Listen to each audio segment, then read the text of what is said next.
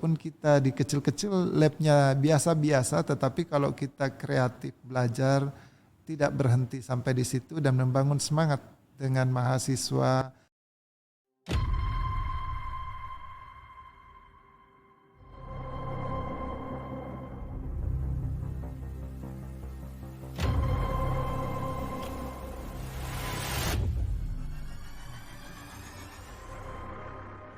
High Impact Research Podcast proudly present.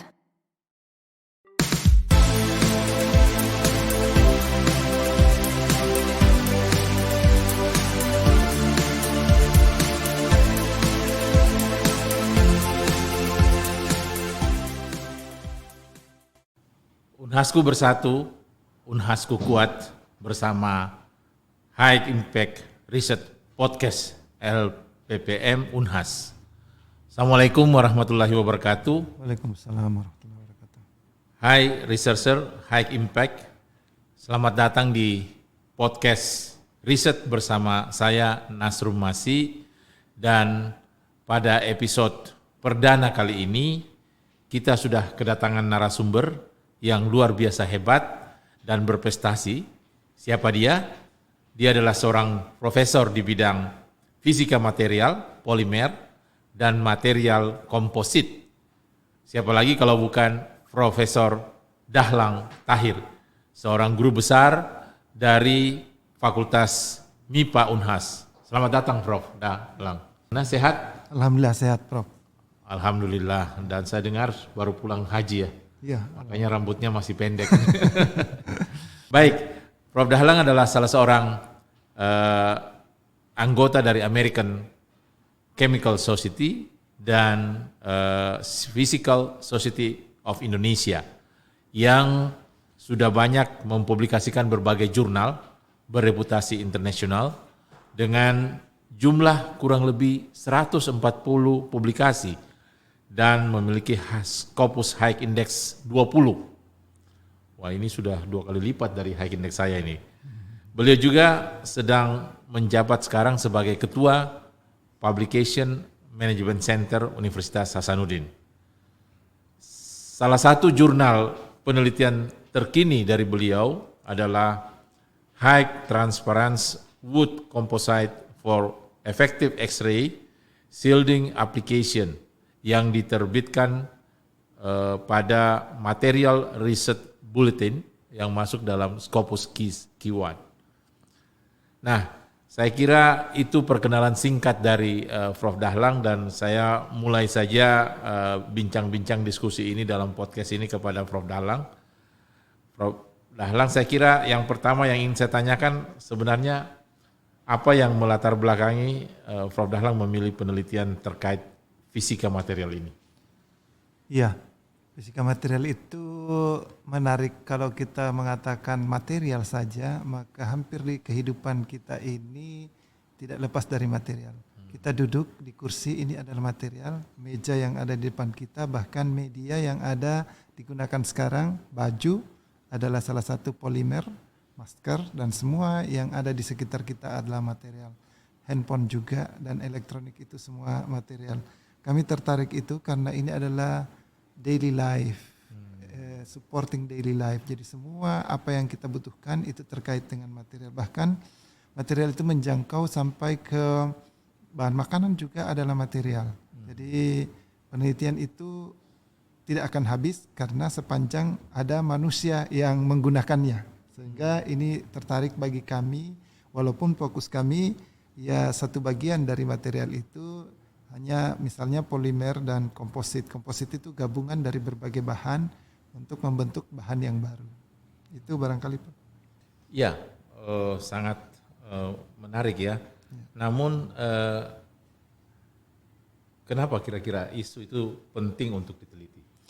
Isunya tadi kan misalnya ada material yang tidak hanya bisa menjadi meja, tapi juga bisa menjadi barangkali jadi pelindung radiasi yang kalau kita di ruang radiologi, dia bisa menjadi jendela buat petugas radiologi yang dimana dia bisa menyerap radiasi dan transparan. Tapi ini bersumber dari kayu yang seperti ini. Nah, Jadi ada banyak manfaat di sekitar kita yang kita mungkin dari bahan alam yang belum optimal kita manfaatkan untuk sentuhan sedikit teknologi sudah bisa bermanfaat untuk masyarakat. Itu barangkali. Iya, berarti semua bahan material yang ada di alam ini bisa dimanfaatkan Bisa. untuk diteliti dan menghasilkan suatu efisiensi ya. Iya. Iya. Nah, faktor yang menjadi kendala atau yang mempengaruhi sulitnya menjalankan penelitian ini, Prof. Sebenarnya kalau dibilang faktor, seorang peneliti itu harus berpikir bagaimana caranya supaya semua informasi itu lengkap. Dan umumnya kami itu menekankan tidak hanya ke diri kami, tapi memberikan contoh yang baik ke mahasiswa bahwa membaca adalah jalan yang terbaik untuk menemukan ide, menjalankan penelitian. Memang sih ada kendala, tapi kendala jangan dijadikan satu hambatan yang sehingga membuat kita tidak kreatif. Jadi kendala misalnya peralatan kami tentu kurang, maka kita bisa kolaborasi, menjalin kolaborasi dengan misalnya yang punya alat yang banyak. Kami banyak berkolaborasi dengan LIPI misalnya. Di LIPI ini ada sumber alat yang luar biasa yang mungkin tidak semua orang punya link. Bagi kami tunjukkan dulu apa yang bisa saya berikan kepada LIPI dalam bentuk saya tunjukkan bahwa saya biasa publikasi misalnya di Q1, Q2. Dengan begitu dia bilang boleh kita kolaborasi, alat kami banyak, ini dia sebut, maka selanjutnya akan mudah bagi kami berkolaborasi. Tapi harus ditunjukkan dulu dari diri kita, setelah itu dia akan meminta, bahkan dia meminta untuk memberikan kita, memberikan mereka sampel atau dan sebagainya. Tidak hanya berhenti di situ, tapi juga kolaborasi internasional juga dibutuhkan. Jadi ada beberapa bahan yang mungkin sulit diteliti, bahkan mungkin kalau kita di Indonesia butuh waktu berlama-lama. Dengan kolaborasi internasional kami kembali mencari jejak sudah berapa. Jejak yang terbaik dengan citasi terbaik dari paper kami itu adalah kolaborasi berdua dengan dari Denmark. Walaupun kami basic S3-nya dari Korea, tetapi dengan kolaborasi dengan Denmark ini kami menghasilkan paper banyak sekali yang berdua. Walaupun sekarang tidak lagi karena kami akan menarik sedikit pelan-pelan mengangkat isu lokal yang sulit bagi mereka dengan high teknologi equipment, alat yang luar biasa canggih, butuh kemurnian yang tinggi untuk bisa diamati. Sementara kita kalau berbasis bahan alam, sulit bagi mereka untuk diamati karakteristik dari bahan yang kita punya seperti ini wood dan sebagainya, itu sulit bagi mereka. Sehingga kami perlahan-lahan menarik ke internal di kita dan di Indonesia untuk bisa kolaborasi. Bukan berarti saya mengabaikan kolaborasi internasional, karena itu penting buat UNAS juga. Begitu, Prof. Iya, saya kira jadinya banyak yang bisa diteliti ya, Prof ya. Apalagi kalau kita membuka kolaborasi. Tadi Prof katakan kerja kolaborasi dengan LIPI. Padahal sekarang LIPI sudah bergabung di BRIN ya. BRIN, ya. Jadi BRIN kemudian sudah menjadi suatu institusi tersendiri yang merupakan gabungan dari beberapa institusi Lembaga riset ya. Jadi paling tidak kalau peralatan LIPI saja sudah lengkap, berarti kalau di BRIN malah lebih lengkap lagi. Ya, nah, benar, Prof. itu yang dikatakan oleh ketua BRIN kita bahwa kita bisa membangun kolaborasi. Nah, pertanyaan selanjutnya adalah ini kan sudah banyak produksi jurnal nih. Ya, apalagi banyak yang Q1. Kira-kira masalah hambatan funding ini gimana? Ya, ini funding masalah tahun ini baru bermasalah rasanya, Prof. Kalau di tahun-tahun sebelumnya kami itu kalau untuk kolaborasi internasional biasanya ada support sedikit dari luar negeri. Jadi untuk karakterisasi kami gampang karena kami mengirimkan sampel. Dengan sampel itu mereka semua yang mengkarakterisasi kami gampang. Tapi setelah itu mereka juga ingin biasanya kami menunggu 3 bulan dan itu tidak efisien bagi kami, tidak efektif lagi.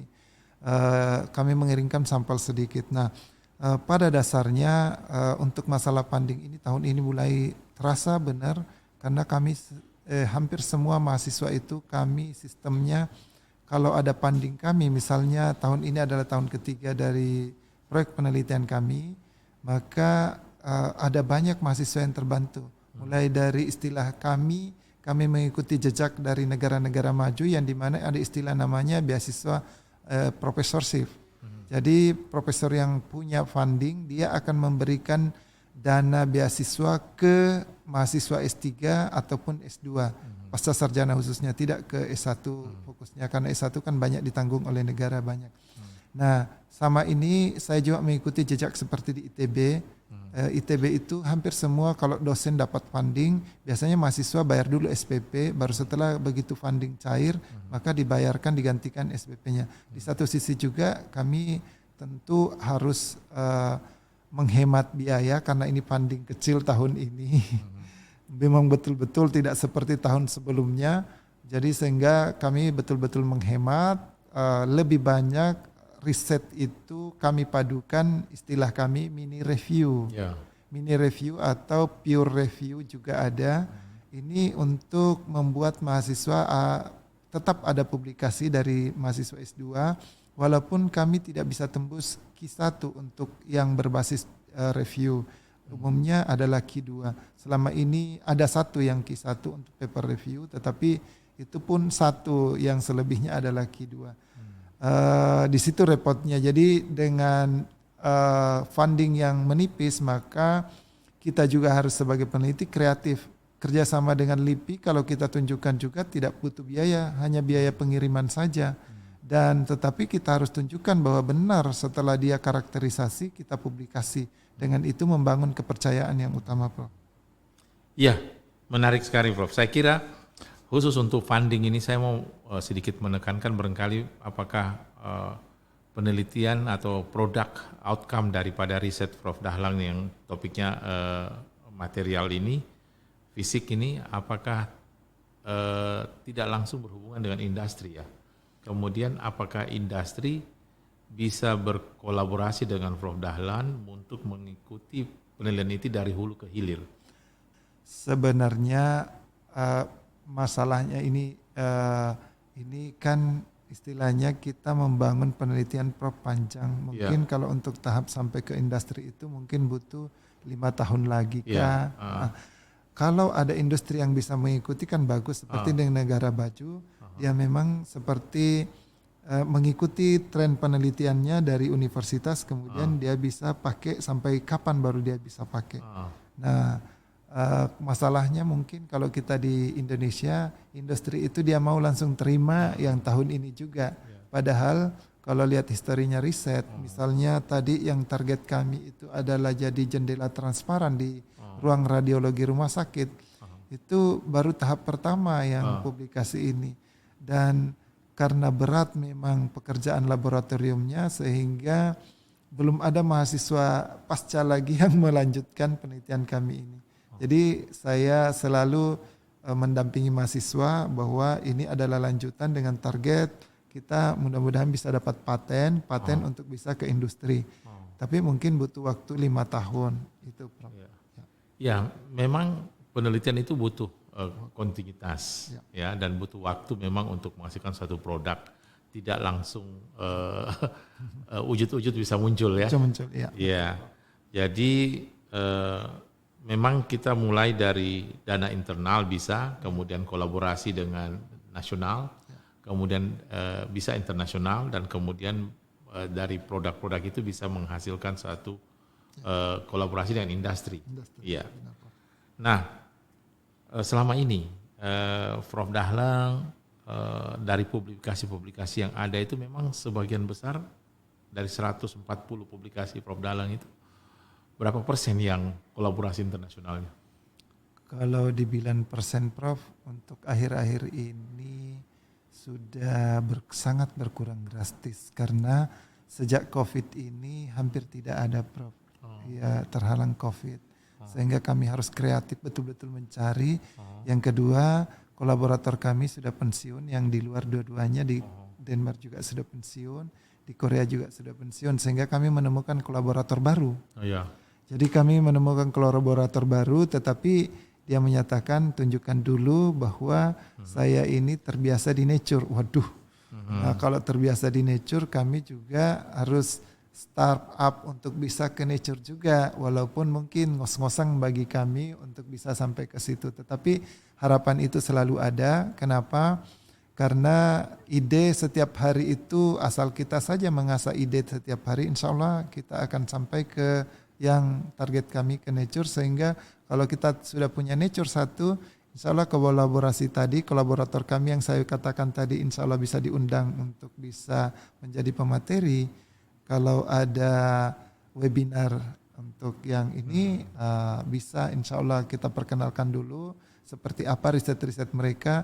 Itu riset-risetnya luar biasa. Saya pernah berkunjung ke laboratoriumnya, wah Masya Allah. Tapi kita jangan berkecil hati, bahwa kita juga walaupun kita di kecil-kecil labnya biasa-biasa, tetapi kalau kita kreatif belajar tidak berhenti sampai di situ dan membangun semangat dengan mahasiswa, dapat ide dari mahasiswa untuk bisa meningkatkan universitas ini, terutama dari segi publikasi dan citasi, insya Allah kita bisa.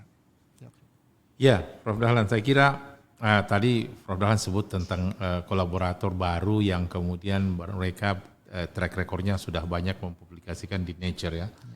Dan possibility untuk kita berkolaborasi itu masih tinggi ya. Dan kemudian dengan peralatan yang super canggih yang mereka punyai, saya kira kalau kita berhasil berkolaborasi artinya kita juga bisa menggunakan alat mereka. Ya, betul. Jadi saya tahun ini baru pertama kali Prof. Saya cerita dulu. Ini baru pertama kali kami kolaborasi dengan ini di KAIS, dengan memulai dari mahasiswa kami yang S1 ini. Saya perkenalkan, saya bilang saya punya mahasiswa bimbingan luar biasa. Adakah beasiswa dari KAIS untuk integrated S2 dan S3. Terus dia bilang saya boleh Zoom, terus email berkenalan dulu. Setelah itu saya Zoom bertiga dengan calon mahasiswa yang saya akan kirim. Setelah 3 kali Zoom dia ACC untuk dia terima mahasiswa kami. Itu adalah kolaborasi pertama yang kami bangun sama yang sebelumnya ini angkatan 2017 dari mahasiswa S1 UNHAS dan sudah ada yang terkirim 1, sudah semester 2 sekarang. Tapi saya ingin mengembangkan sayap tidak hanya di sini tetapi saya juga ingin masuk ke energi. Jadi saya kirim mahasiswa kami itu carikan profesor yang ada di sana sampai saya kirim email bahwa ini luar biasa mahasiswa saya, tapi kan saya juga harus didik dari awal. Jadi dia semester 5 sudah masuk bergabung di grup kami. Setelah itu saya pelan-pelan mengajari dan akhirnya dia bisa ikut di paper kami dan sekarang dia sudah publish di Q1 yang tugas akhir S1-nya. Nah, dari situ dia confidence-nya tinggi untuk bisa lanjut ke luar negeri. Saya bilang tinggal belajar bahasa Inggris. Kita sudah ada profesor, dia sudah bersedia menerima dan sekarang di sana sudah semester 2 angkatan 2017 di integrated juga S2 S3. Jadi itu semua tidak pernah kami ketemu Prof. Jadi by email saja kami coba membangun kolaborasi. Sebenarnya baru-baru ini ada email masuk juga dari Amerika, dari NIST, National Institute Science and Technology. NIST ini yang menyediakan database untuk yang terkait dengan data-data standar untuk yang material apa saja. Nah dari situ dia mengirimi kami email untuk mencari data-data publikasi kami yang sudah 5 tahun lalu. Saya mencoba karena kebetulan laptop kami itu dulu sudah tidak ada datanya. Maka kami mencoba supaya kolaborasi itu tidak hanya pada 2 negara yang kami rutin, tetapi berkembang di berbagai negara. Nah, alhamdulillah positif sekali. Dia bilang saya akan mensitasi dulu papermu, nanti berikutnya kita akan diskusi lagi. Jadi tergantung di kitanya, Prof. Kalau hampir setiap hari mulai dari review paper, ada beberapa jurnal yang meminta review. Pelan-pelan kami juga bidang seperti ini. Yang baru-baru ini juga ada masuk dari Turki, meminta kolaborasi lagi. Cuma saya bilang terlalu jauh bidangnya, saya kayaknya kalau boleh ada bahan paper yang kami sudah buat, kalau memungkinkan Anda yang masuk ke paper kami, bagian mana yang Anda bisa support. Dan dia bilang saya berpikir dulu, berikan waktu saya berpikir 1 bulan, saya bilang oke, silahkan. Itu jalan-jalan yang kami peroleh Prof untuk bisa kolaborasi. Kalau LIPI ini banyak hanya melalui istilahnya begini Prof. Saya menghubungi satu orang, siapa yang punya alat yang menguasai alat di ini ya. Oh si ini, boleh minta nomor HP emailnya. Jadi saya berkenalan dulu, setelah dapat email saya kirimin bahwa ini paper saya yang terbit terkait dengan ini. Mungkin bisa dibantu kalau memang ada saatnya ada hasil dari alatnya, enggak apa-apa saya tahap pertama membayar, tahap keduanya setelah publish dia bilang enggak usah dibayar Pak. Ini juga sudah Bapak dapat dia menyatakan terus langsung dapat 15 juta dari paper yang publish itu untuk karakterisasi dari penelitian selanjutnya Pak. Jadi Bapak sudah punya deposit di sini. Jadi kalau itu dilanjutkan terus saya kira hampir semua peneliti Unhas tidak akan ada kendala. Cuma memang dari kita komunikasi yang utama ya. Kalau tidak ada komunikasi ya ribet juga apalagi kalau kita tidak mau membuka diri. Ya, itu barangkali Prof. Wah, saya kira ini banyak ilmu yang kita bisa dapatkan sobat-sobat sekalian. Saya kira yang ingin saya tambahkan mungkin Prof. Dahlan dari semua kolaborator luar negeri di Korea, di Amerika, National Institute Science and Technology ya. Kemudian dari Turki, ada enggak satu Denmark ya? Ada enggak satu yang bisa kita ajak untuk karena kita langkah selanjutnya ini adalah setelah podcast adalah webinar. Iya. Jadi mungkinkah salah satu dari kolega internasionalnya bisa diajak sebagai salah satu speaker dari High Impact Research Webinar Series yang akan kita lakukan? Ya, insya Allah kemarin saya coba menghubungi beberapa, tetapi kan kita tahu kalau di luar negeri jauh sebelumnya harus dihubungi. Sehingga saya juga hati-hati, jangan sampai kolaborasi kami terputus. Jadi benar, insya Allah akan ada Prof. Saya akan mencoba, ada 2 yang saya hubungi. Yang pertama yang terkait dengan nanoteknologi yang di KAIS, dengan yang satunya lagi dari Cunam itu terkait dengan baterai. Yang ini yang baterai yang luar biasa karena saya lihat dalam 1 tahun itu dia bisa sampai 40 publikasi terkait dengan baterai. Sekarang saya lihat di webnya dia sudah mau produksi baterai Prof. Jadi itu sudah tahap dia bilang saya sudah 25 tahun di baterai dan sekarang sudah tahap mau produksi. Saya kira ini bisa menjadi contoh role model buat kita untuk bisa eksis apalagi sekarang dengan sistem peraturan baru yang dikembangkan Dikti bahwa publikasi itu harus sesuai dengan kompetensi kita. Jadi kita harus kembali ke kompetensi, jangan bercabang kemana-mana keilmuannya. Dan insya Allah kalau kita tetap berada di kompetensi kita, suatu saat bisa sampai ke produksi. Makasih. Ya, tadi Prof. Dahlan menyebut baterai ya. Ya Prof. Di LP2M, Lembaga Penelitian dan Pengabdian Masyarakat Unhas ini, kita ada 19 pusat penelitian dan pengembangan. 19. Dan mungkin akan bertambah. Namun ada salah satu dari Puslitbang itu adalah Puslitbang baterai. Oh iya. Mungkinkah nanti menjadi salah satu riset group yang bisa dikolaborasikan barangkali nanti Prof ya? Iya. Sehingga tim MIPA dan tim Puslitbang baterai ini bisa berkolaborasi dengan koleganya sehingga terbentuklah satu riset group yang memang fokus ke situ. Iya. Saya kira bisa Prof. Tidak ada yang tidak mungkin, kan kita harus optimis ya. Karena kalau kapan kita optimis, insya Allah ada jalan itu. Yang jelas tidak diam optimisnya, tetapi diusahakan. Ya. Oke, saya kira terakhir ya, sebelum menutup podcast ini, apakah ada pesan yang ingin disampaikan kepada para peneliti Unhas, khususnya untuk mahasiswa yang mungkin saja tertarik dengan penelitian yang dijalankan oleh Prof. Dahlan dan tim ini? Kalau untuk mahasiswa sebenarnya saya cuma pingin mahasiswa itu banyak membaca. Yeah. Kalau dia banyak membaca pasti banyak ilmu yang dia dapat. Dari banyak ilmu dia dapat, dia bisa bergabung dengan grup kami. Yeah. Bahkan bisa ke PMC untuk bisa kami bimbing. Termasuk kalau misalnya dia mau menulis jurnal review, insya Allah kami bisa fasilitasi, tapi jangan datang satu-satu, tapi kalau bisa bergrup supaya tidak berulang, dan kami berharap dia bisa juga seperti MLM. Jadi kalau sudah kami ajari, dia juga yang mengajari di fakultasnya. Jangan berhenti sampai di kita, tetapi ilmu itu harus diajarkan. Semakin diajarkan, maka semakin berkah keilmuannya. Saya kira itu, Prof. Wah, terima kasih banyak ini Prof. Dahlang.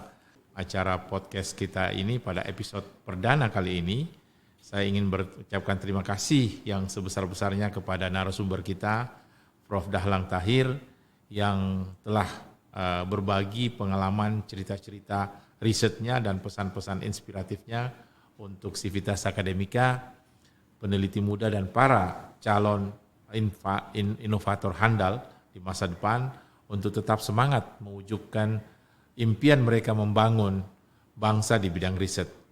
Sampai jumpa di episode selanjutnya. Semoga diskusi hari ini bermanfaat. Saya Muhammad Nasrul Masih pamit undur diri dalam High Impact Research Podcast Unhasku Bersatu, Unhasku Kuat bersama LPPM Universitas Hasanuddin. Wabillahi taufiq wal hidayah. Wassalamualaikum warahmatullahi wabarakatuh. Waalaikumsalam warahmatullahi wabarakatuh. Terima kasih, Prof. Terima kasih, Prof.